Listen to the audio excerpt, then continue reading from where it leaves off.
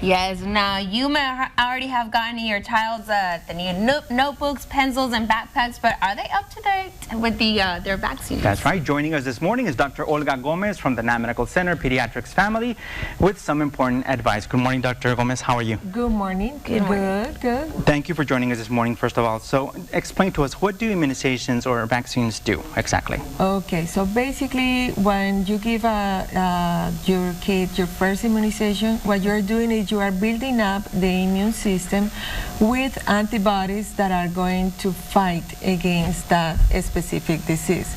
So basically you are creating an immunity, that's what the name is, and you are protecting your child with that serious illness.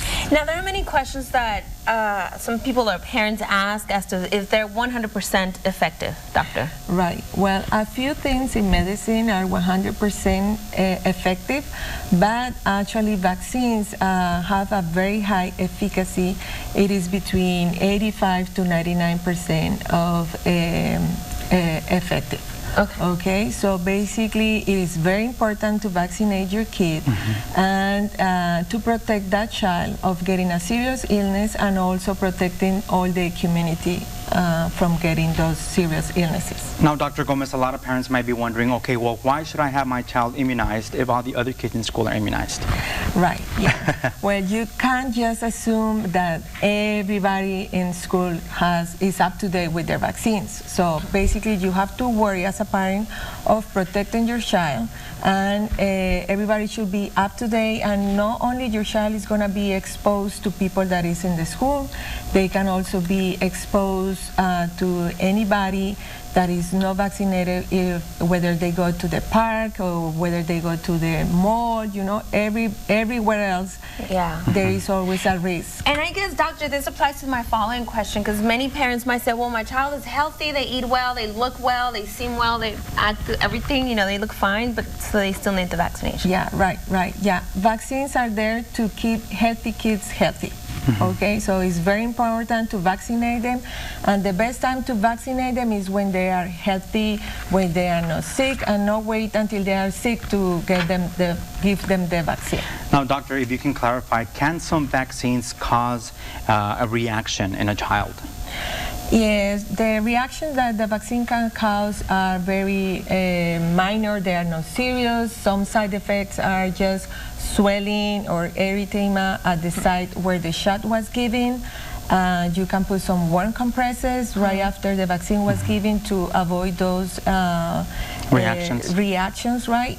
And another common reaction, no harmful, is fever.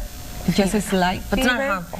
Right, yes. Just a slight fever. Parents can ask the doctor to give them fever medication, and they can give that for 1 or 2 days, every 4 or 6 hours, depending how long the fever is lasting. Wow. And I wanted to ask you, how long does the immunity last, or I guess how often do they have to put the vaccine? It depends what vaccine they're getting. Some vaccines like hepatitis B or polio, they last forever. It's all a lifelong span. You only get it once? You have to complete a series of a vaccine. Like every month, every 3 months? Exactly, every 2, every 4, 2 months, 4 months, 6 months. But there are other vaccines that they need boosters, periodic shots. Those are like whooping cough, and another good example is the flu. The influenza. The influenza, which is right around the corner of flu season. Yes. Now, if you can give us, provide us with some details about the preteen vaccines. What vaccines do preteens need, and what vaccines do teenagers need?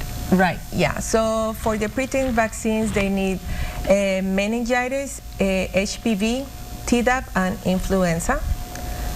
How about the teenagers? If you have a teenager at home, there should be some vaccines that parents need to make sure that the teenager gets, right? Right, yes. So those are hepatitis B, polio, measles, mumps, rubella, and varicella. And of course, you can find more information on these vaccines at the website www.cdc.gov, which is the Center for Disease Control and Prevention. Right. Or you can also contact Nam Medical Center or Dr. Gomez if you have any questions about a pediatric question involving your childhood immunizations. Yes. Doctors, thank you so much for joining us. Thank you very much for the invitation. Thank you so much. Have a great day. Now let's take a break.